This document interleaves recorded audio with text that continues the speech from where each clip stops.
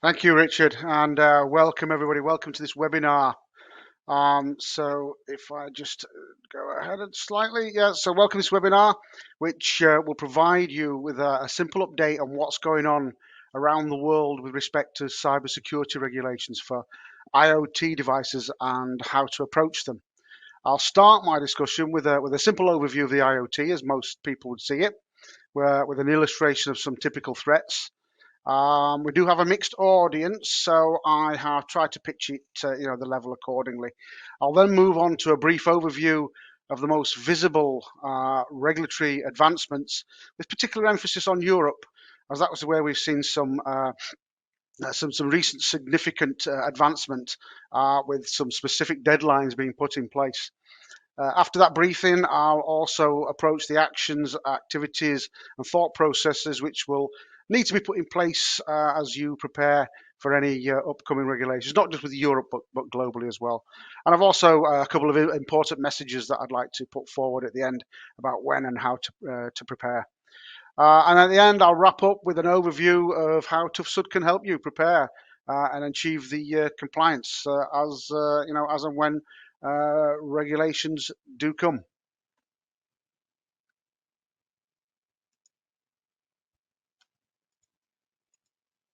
So our presentation starts with a consideration of our world, or the world that we tend to know it as, the connected world, how it's connected, and the so-called Internet of Things. We do accept that there are many opinions of what the Internet of Things actually is.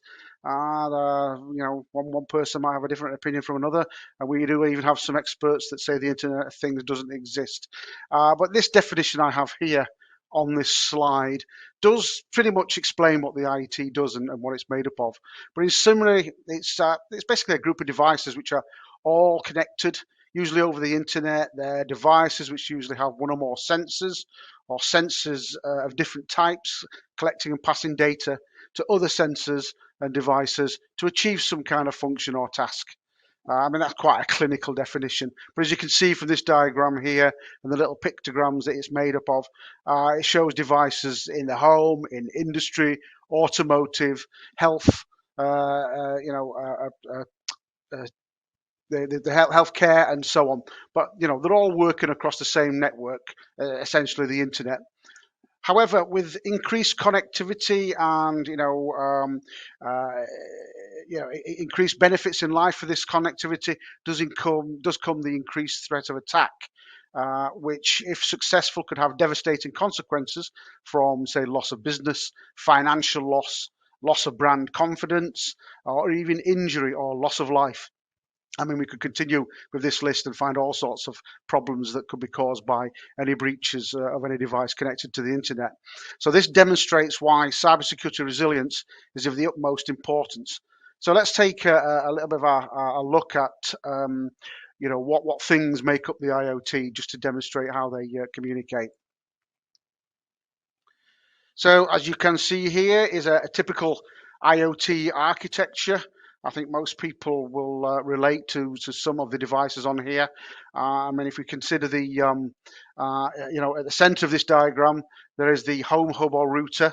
So that's how we understand, where the internet kind of starts for us. Quite often, if you find, in a house that everybody's screaming that they can't connect, it's because of, the router's gone down. And the light on the front is not the right color. So most people will recognize, the home router. This is the thing that sits in the house doing all the work where connectivity is concerned. So devices that are connected to this home router via the home network or the home area network or the local area network are things like smart TVs, we've got smartphones, other types of Bluetooth devices, that connect via phones and so on. You can get things like fitness trackers. You've probably heard of all these types of devices. We do also have things like home automation systems, alarms, and so on, that may also have its own gateway that that connects to all of these peripheral devices via additional protocols such as Zigbee or Thread or Z-Wave and so on. You might have other, I mean, we're talking about devices here that are connected through a home router, but you do have other devices that may connect through other transports, particularly remotely, through, through GSM modules or LTE and so on. As you can see here, we do have, a lot of customers that have remote sensing devices or remote activity devices that connect through cellular. Now, these all do connect to the bigger and wider internet, and without upsetting the purists, you can see that the internet is made up of lots of different other kind of computers and technical devices, which do all of the post-processing or the processing, connecting all these devices to these. So you can see this is a pretty, even though it's a simplified diagram and a simplified representation, you can see that there are lots of devices that make up the internet. And I agree, this is a very simplistic representation. But what I am trying to illustrate here is that there are so many components to any network or internet connected device or IoT architecture, which basically presents many different areas which a bad actor or a hacker could potentially infiltrate and cause havoc.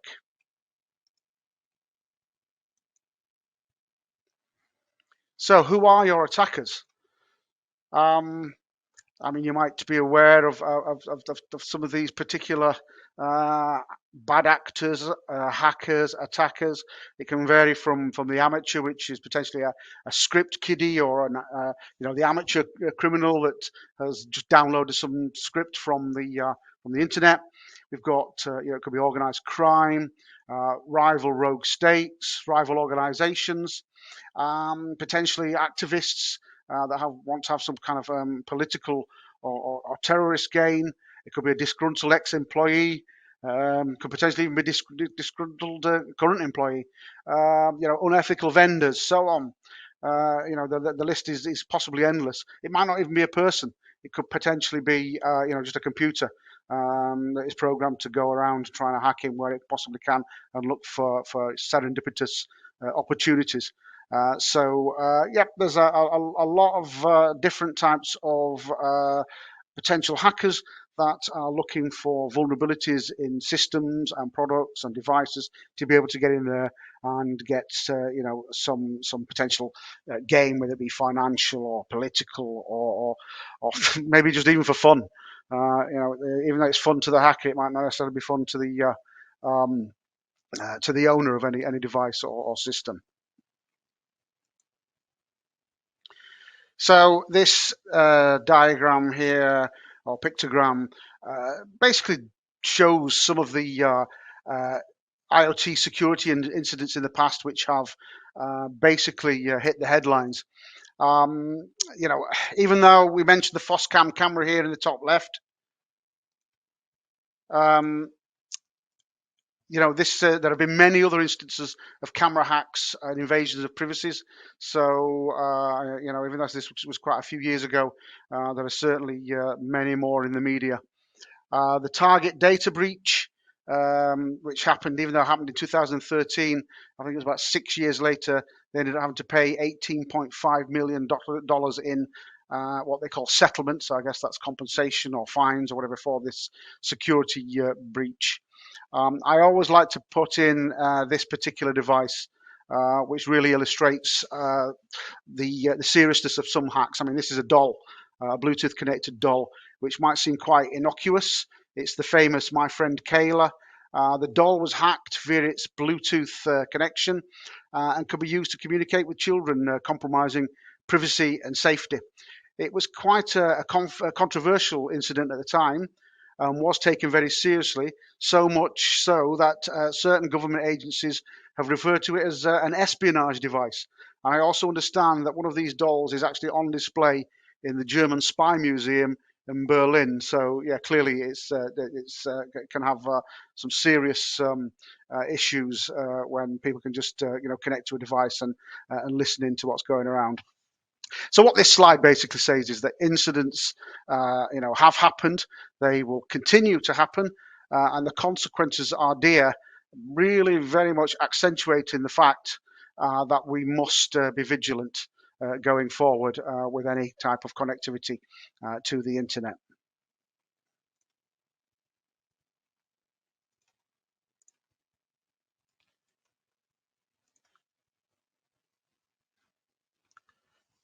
So that pretty much sums up, what the IoT is. I mean, we could probably do a full webinar on the IoT architecture itself, but we're aware of what the IoT is here. We're aware of what the threats are, and we are aware of the notion that we must protect ourselves and our devices.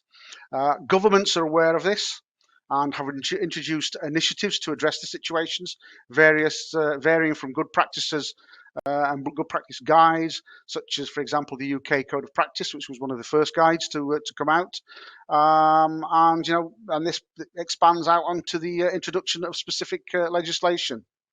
So what I'm going to do now is briefly review the cybersecurity regulatory activity presently concerned around the IoT.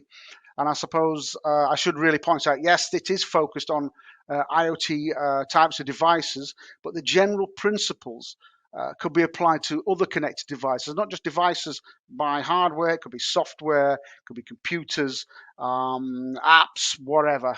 Any kind of connection to the internet is one sort of point on the threat landscape that could be exploited. So, whether it's a device or software, it still has the same principle applied to it.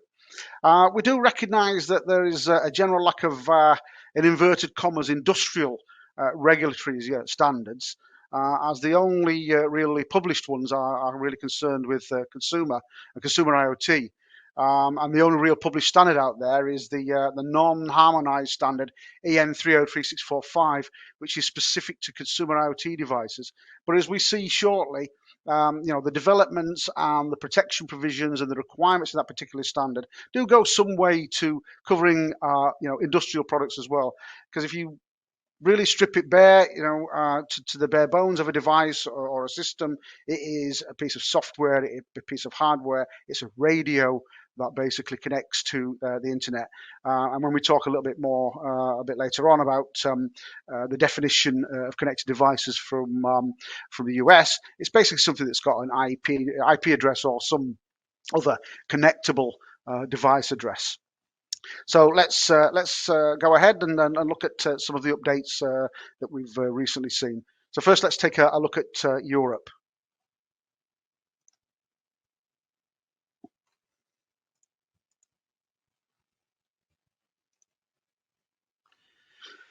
So in Europe, the main elements of cybersecurity fall under the Radio Equipment Directive, or the RED.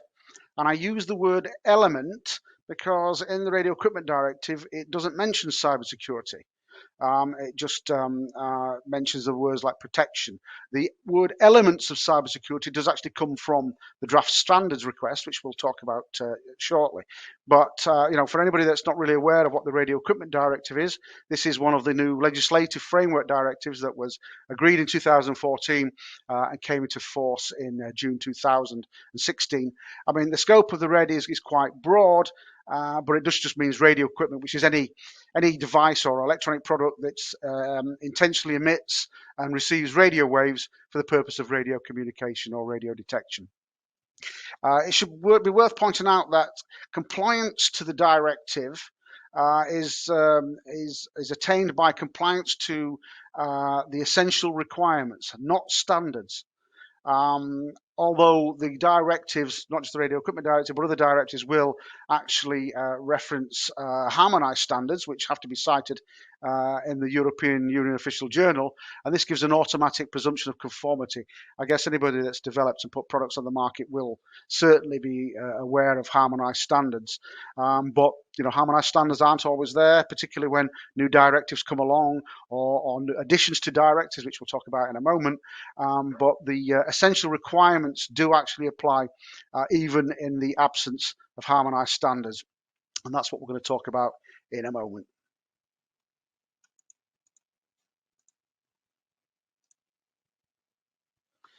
So in the Radio Equipment Directive, we do have this set of essential requirements, and anybody who's got a radio product and put it on the market will be very, very familiar with these. So Article 3.1a is health and safety or electrical safety. What was it? Exposure to electromagnetic fields. Article 3.1b is for EMC. Article 3.2 is for radio performance and use of the spectrum. So Article 3.1a, 3.1b, and 3.2 are mandatory for the manufacturer to be compliant to. Article 3.3 is only mandatory when invoked by a delegated regulation.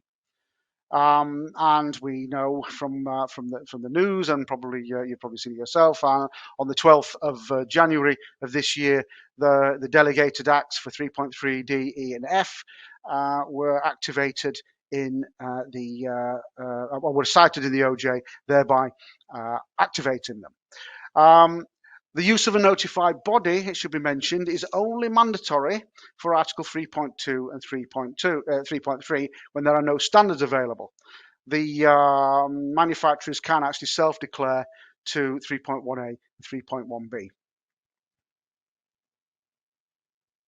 So basically, if I mentioned previously that the essential requirements do actually still apply when there are no harmonized standards. Presently, we know there are no standards for these articles, and in the absence of any applicable cited harmonized standards for Article 3.2 and 3.3, the use of a notified body is mandatory under the Radio Equipment Directive Annex 3 Module B. We know, as I say, that no standards are presently available. And even though the actual articles have been activated, we know that we can use a notified body, potentially or in theory, which I'll come and talk about in a moment.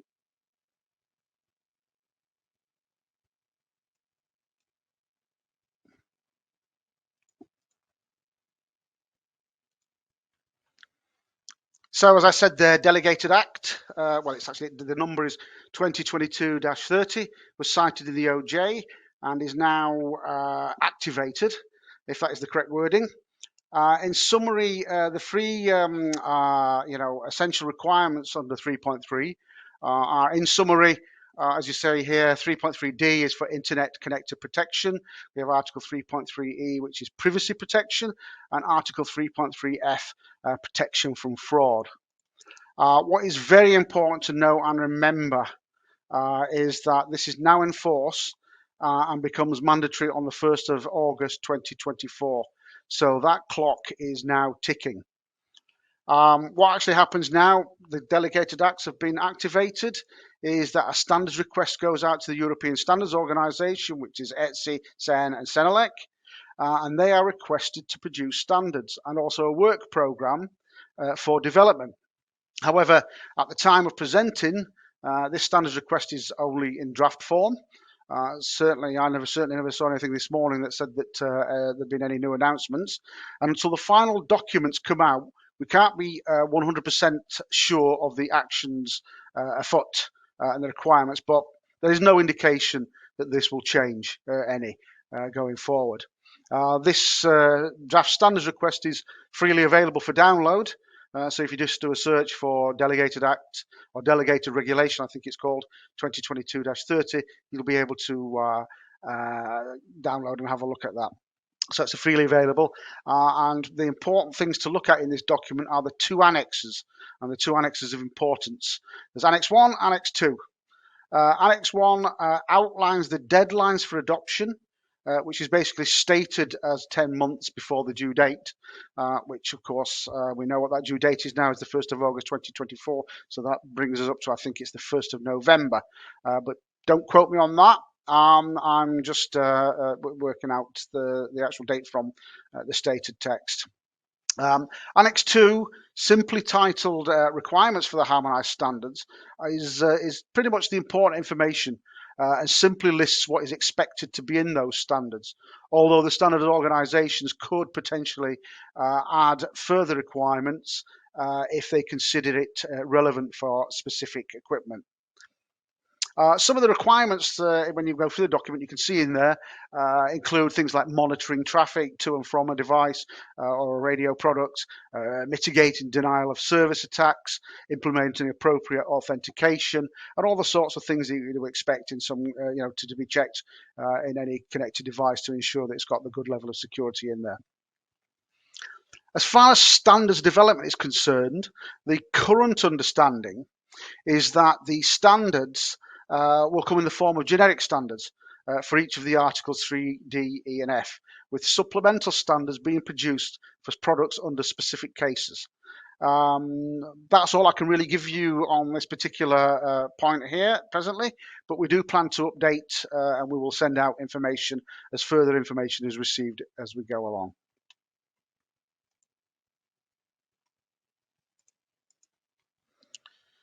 So, as I mentioned earlier on, there are no standards here, and in the absence of harmonized standards, it would be mandatory to go through a notified body. So as we wait for standards, what can we actually do? Well, it does, we should probably reiterate here that the actual standards request document is key. So, I mentioned in theory we could certify using the notified body approach using Annex 3 Module B of the RED, and that's what the RED says. And I really do emphasize that this is a very big theory and a very big could presently as the standards request document is in draft. It might be a bit of a different picture when we get the full published version out there. And I think, I understand that the actual final publication of the standards request is imminent. As I mentioned earlier on, a lot of people might be aware that there are published standards by ETSI, or published standard, I should say, which is the EN 303645 for consumer IoT devices. I mean, this is the baseline requirements documents for cybersecurity of consumer IoT devices. A lot of the protection provisions, as they're called in there, are relevant and could be used in support for other products. Even though it's for consumer IoT devices, the general principles in there would apply to any type of connected device. And with these, as I say, we've seen that the standards request document does have some requests as well that are not covered in the 303645, such as the monitoring of data, the traffic flow. So it's clear that if we were, in theory, as I say, and I do emphasize the word theory again, I'm sorry if I'm laboring that point, but you can use possibly the actual requirements in 303645 as part of an overall package of demonstrating compliance or cybersecurity resilience to any notified body. So it's very, very clear that we know that there will be Delta requirements. And again, as we get more information, we will update interested parties on any new information that we see. It's probably also worth mentioning at this point that the delegated regulation does specifically mention products that are out of scope, such as medical devices, civil aviation products and systems, electronic road toll systems, and motor vehicles. So I know that we do have a number of customers that will have an interest in those other areas. Cybersecurity in those types of industry, I mean, there are other standards out of the scope of this conversation, but we as a company do provide cybersecurity services in each of these industrial areas.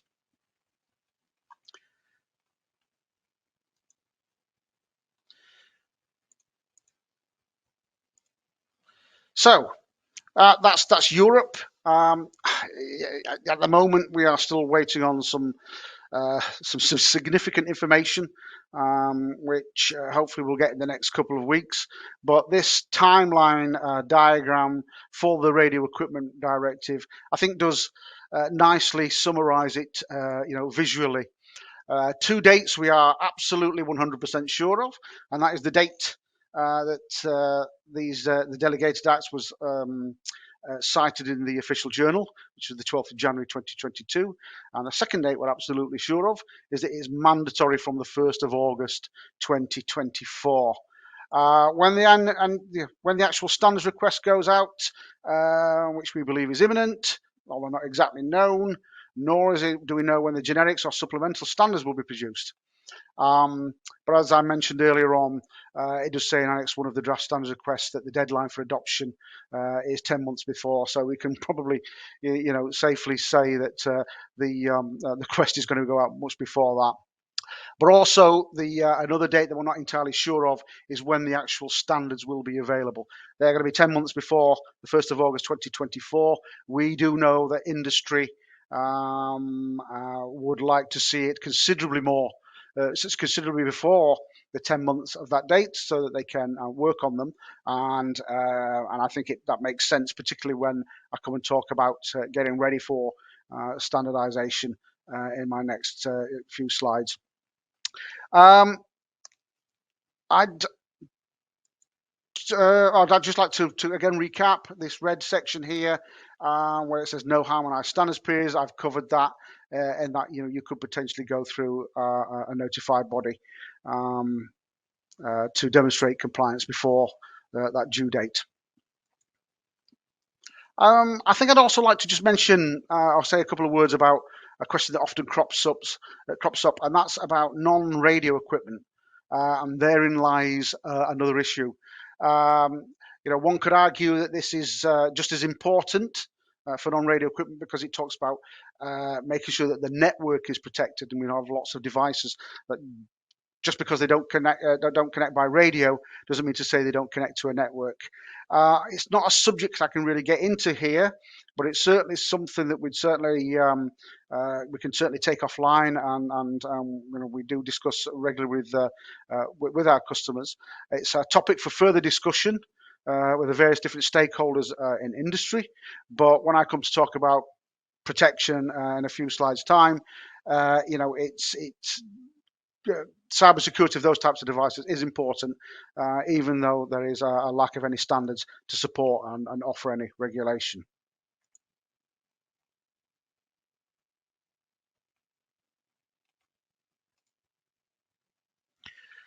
So that's Europe in a nutshell, and now we'll come on to the UK.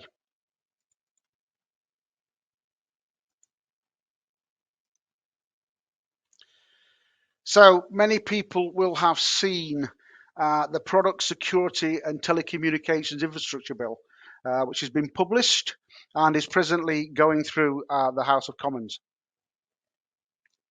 We're still some time away from this bill completing and being passed as an act.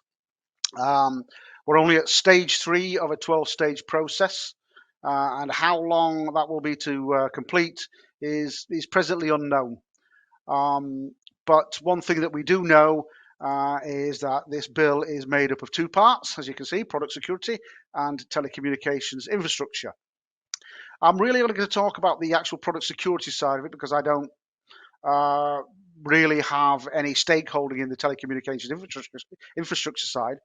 But the product security measures are essentially applied to consumer products to better protect consumers. And they will ensure that manufacturers and other stakeholders in the supply chain do ensure that products placed on the market are compliant and protect the consumer.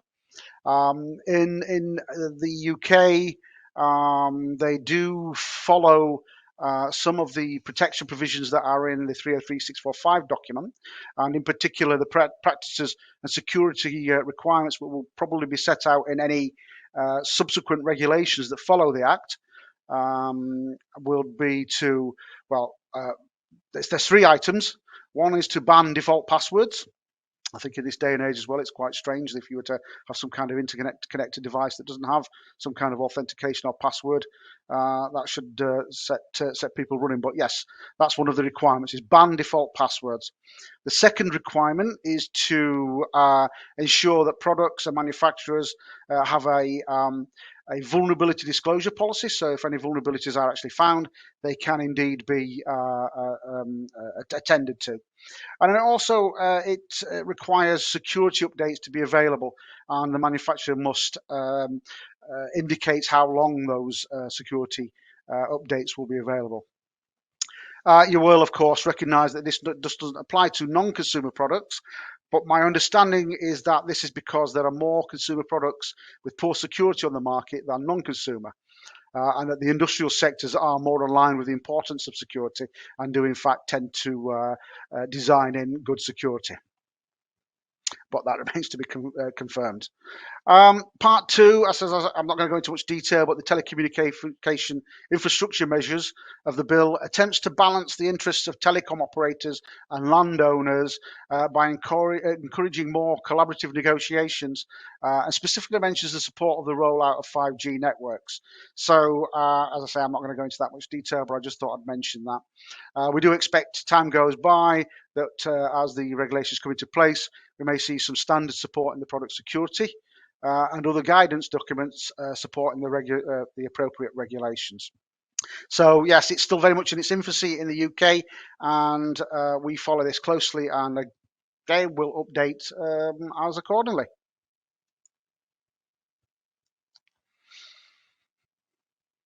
Okay, the United States. There's been some substantial activity in the US regarding IoT cybersecurity. You may be aware that the US states of California and Oregon have mandated cybersecurity of connected device. I mentioned earlier on about what the definition of a connected device is. It's essentially a device which has an IP address or other address that identifies the device for connection to another device, either directly or through a network. Both sets of legislation refers to incorporating, and I put in inverted commas, reasonable security, or words to that effect. So, I mean, it's open to a certain amount of interpretations to what reasonable means, and there are no specific standards presently available to test products to, but there is a fair amount of guidance out there, and there are major signals from government that this is being taken seriously.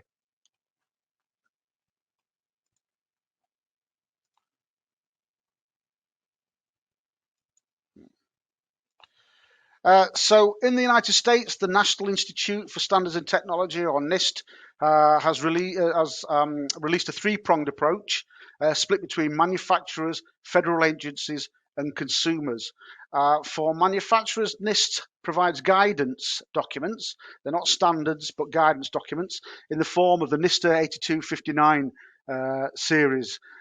In particular, NIST 8259A is the core device cybersecurity baseline document, and in there it focuses on the technical device capabilities such as device identification, configuration, data protection, logical access to interfaces, and so on. The NIST 8259B series of documents covers the non-technical requirements such as documentation, information dissemination, education, awareness, and so on. So, I mean, there's an abundance of these types of documents that do give, consumers and manufacturers a good understanding of how to align their designs in demonstrating good cybersecurity. For federal agencies, NIST also provides guidance in the SP 800-213 series of documents on the use and management of IoT devices.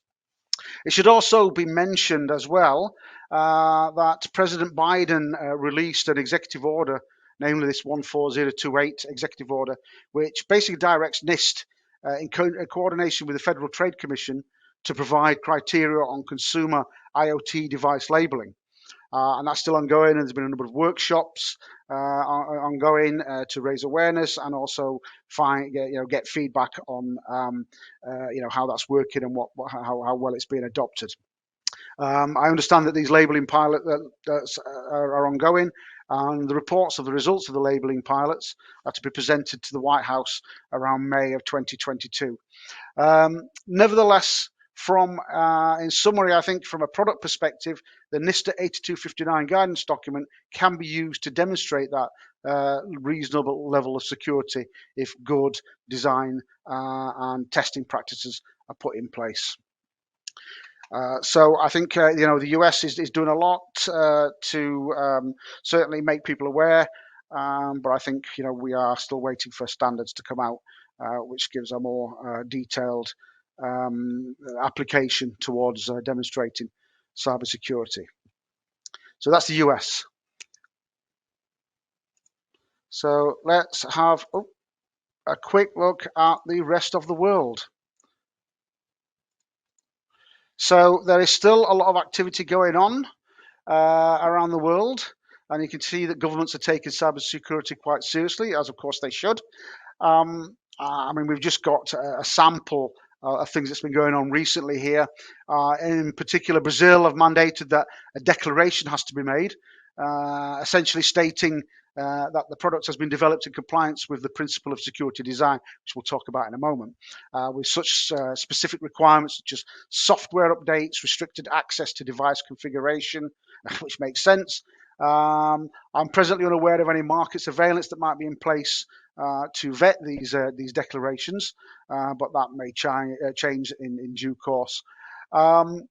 We already talked about UK and Europe, but one of the things that's certainly worth mentioning for consumer IoT devices is that Finland have developed their own labeling scheme in conjunction with the Traficom agency.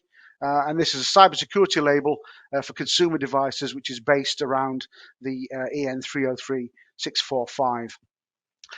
China has voluntary schemes for demonstrating cybersecurity provisions for smart home wearable products and gateways, and has recently published a set of guidelines for the construction of secure IoT devices. Singapore are very active in cybersecurity, writing various different guidance documents, labeling schemes, and also have written documents on threat modeling, threat analysis. I believe presently it is voluntary, but it is moving towards becoming mandatory. And India, they published a code of practice for IoT devices. And it's probably worth mentioning that a lot of countries around the world do have codes of practice. Australia has one, and I certainly, when I look at these codes of practice, they do look quite similar to the what I would call the original code of practice, which came out of the UK. But don't quote me on that. That's just certainly my observations. And as I say, you will find that many other countries around the world are certainly looking into cybersecurity, and as traction grows around the world and we learn from each other, we'll probably see more regulatory compliance processes being established and within each of the various different geographies around the world. Yeah, this is, as I say, this is a summary of what's going on around the world, and we're happy to take questions at the end and after this webinar.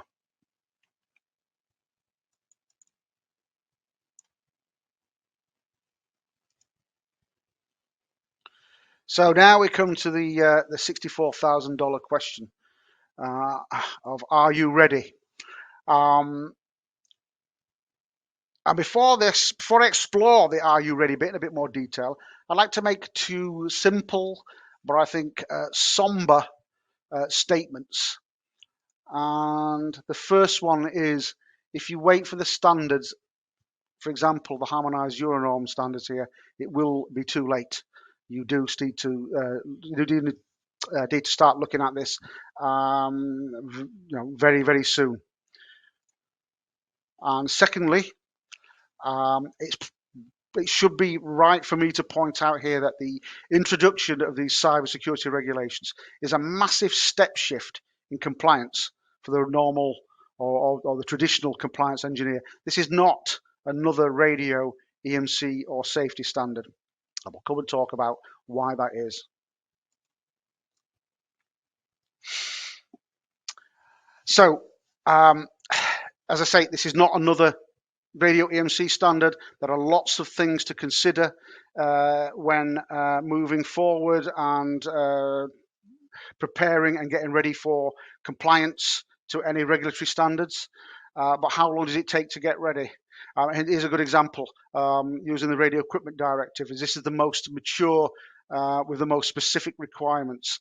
It's a familiar timeline diagram to many probably on the webinar today. So as you can see here, we are in March, as the red arrow says. But to get ready for the 1st of August date, you have to, well, if it's a new product, you have to be looking at the concept stage of it. You have to look at your development, what you need to put in to consider to make sure that you envelop your product in good cybersecurity. You have to look at the hardware, the software modules. These might be from third-party vendors. There could be software, apps, cloud integration. So you develop this, which takes its time. Then you've got to test it, and then do any iterative redesign. Then you've got to produce, develop the product, and then you've got to get it on the market. And even though we are 26 months away or whatever it is, this time will go very, very quickly. So what can you do to make sure that you are ready? Well,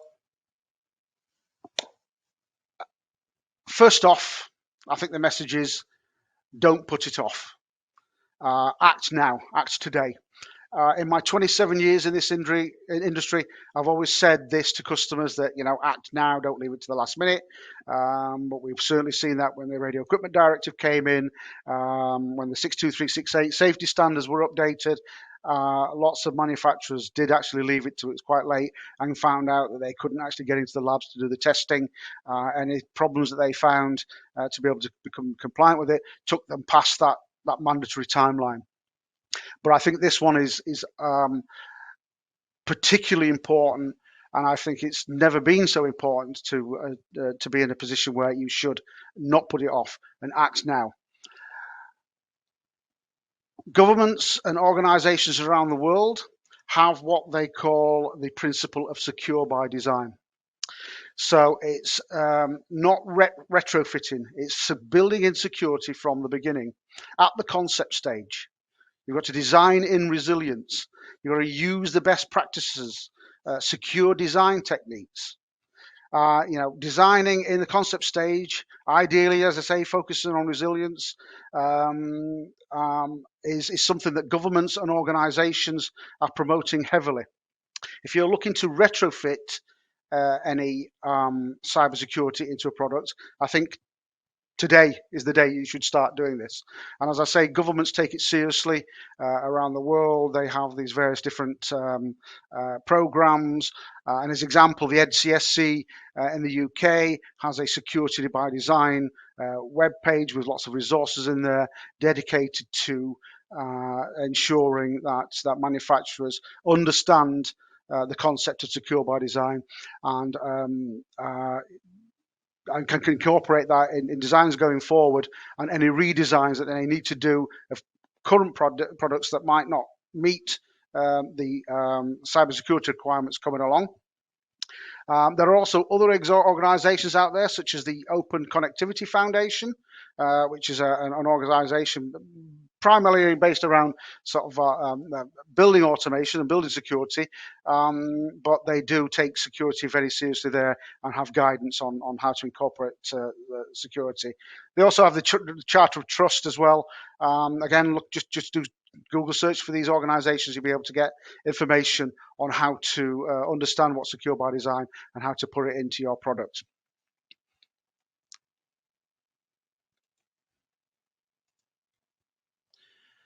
So if we compare the secure by design to regulations, I mean, we talked about regulations and upcoming requirements.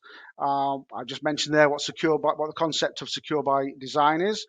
I've mentioned don't underestimate the time or the task involved. But I think it could be safe to say that if you are applying the principle of secure by design, this could cover a number of the regulatory requirements just because it's best practice. But even if you've done the secure by design, you've got the regulatory, covered the regulatory requirements, and even though the product itself might exist in the ether as being compliant, you've still got to demonstrate that compliance. And that demonstration is tested to standards, providing information in technical files. This is quite a steep learning curve because, as I said before, it's not another radio EMC or safety standard. There is lots of information that needs to be collated to present to be able to, like as I say, demonstrate compliance. There might be several layers of company stakeholdings that you need to speak to or engage with. There might be management decisioning within in companies because you might have to be giving away, presenting a lot of company confidential information. There is a lot of information to prepare. You might have to engage with software engineers, hardware engineers, policymakers, chief information security officers to be able to pull all this information together for assessment. We as a company can advise on that and how to prepare for this process as part of the usual compliance programs. But I think one takeaway from this slide is that although regulatory complying with the regulatory standard does cover you for what the actual mandatory requirements are and any any government geography, we need to remember that this is a baseline level of security, and you should consider aiming higher. But cybersecurity is an ongoing challenge. It needs to be checked and audited regularly, depending on how you determine, what your level of risk is. And that's something that we do offer as a separate conversation or services, is determining where your level of risk is. So that is a bit of a whirlwind tour on regulations. Secure by design, how you can get ready to prepare your product for upcoming regulatory requirements. I think also it's hopefully has given you an idea of what to think about when redesigning products or certainly designing products with security in mind. And as I say, my last couple of slides here is, what can Tough Sud do for you now? So we do have lots of different services, from workshops to help you understand what's required and training, through to compliance, to the various different published standards. I won't say regulatory at the moment because that's not been passed, but published standards which certainly give us the baseline security requirements that we can apply. I mean, there are other certification labels as well that we can offer, such as the helping apply, helping get ready to apply for things like the Trafficom cybersecurity level. We do have our own Tough Sud cybersecurity certification label, but I think at the top of the pile is going even deeper, and as I said, aim higher if you could, and we can do things like more in-depth vulnerability testing and assessment from devices, software, mobile apps, firmware analysis, and I mean, I think what we can offer does vary between each individual manufacturers on their specific requirements. So that's usually something we determine around a one-to-one conversation. So I think we're coming towards the end here. I think that wraps up my presentation. But again, I apologize if I'm laboring the point, but I do think I do need to get it across, very sincerely, that the first thing you need to do today is start preparing now. So thank you for listening. I hope it wasn't too much to take in, but we can take some Q&As just now, and certainly have conversations after this webinar today.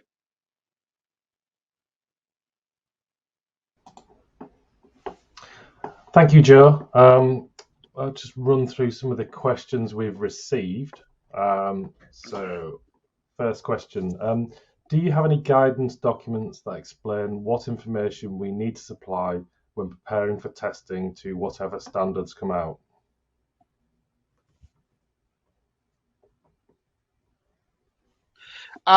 Yes, we are certainly preparing guidance documents. As I mentioned, we have training courses and workshops.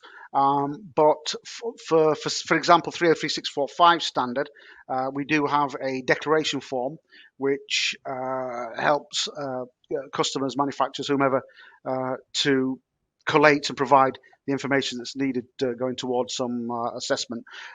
We do think that standards will change, of course, going forward compared to what's in 303645, but there will certainly be elements in 303645 which will, I guess, translate over to the newer standards.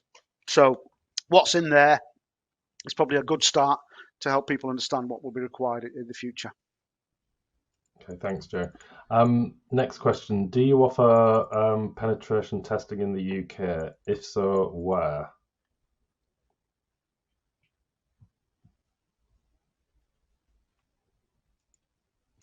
Yes, we do penetration testing or bespoke testing. You know, we do this. Well, we do this globally, but in the UK, we do it out of Fareham.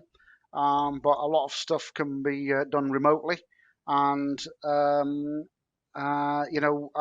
it or on site. So that's as yes, we do it in the UK in Fareham, but we can, let's say, do it remotely. Okay, thank you, Joe. Next question. Do you have any indication when draft standards will be available for the RED?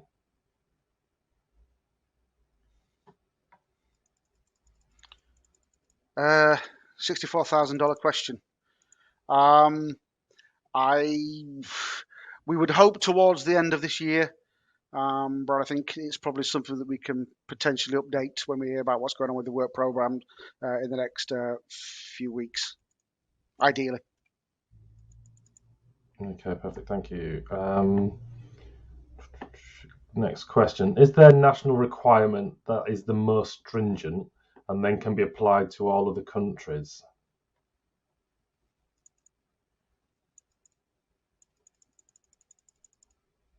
Sorry, can you repeat that? Ah, here we go. Is there a national? I'm not entirely sure what that question means, but I think um, I think this goes aligns with what's in the 303645 standard. As an example, countries around the world are using this um, uh, in their own programs. Um, there's no, I think maybe it's supposed to be international standard there. I mean, there are IEC standards that are available, but they're not adopted internationally. So I'd have to look into that question and maybe provide a more full answer after I've spoken with my colleagues. Okay, thanks, Joe. Um, Next question. We've got time for just a couple more. So, how should we consider or distinguish cybersecurity from privacy? I'd have to answer that one offline. I mean, they kind of go together. I mean, the privacy uh, delegated active in the red, for example, does have some specific requirements in there. I don't have them to hand, but we can probably answer that afterwards. If that's okay. Okay, thank you, Joe. Okay, just time for one more question. Let me just have a look.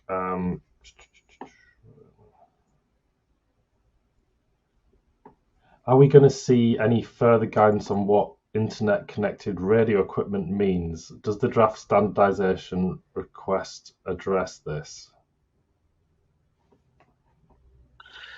You usually get some kind of guidance document or a guidance to a directive. So I would like to think we will see some further expansion on what that actually means. But looking at what the um,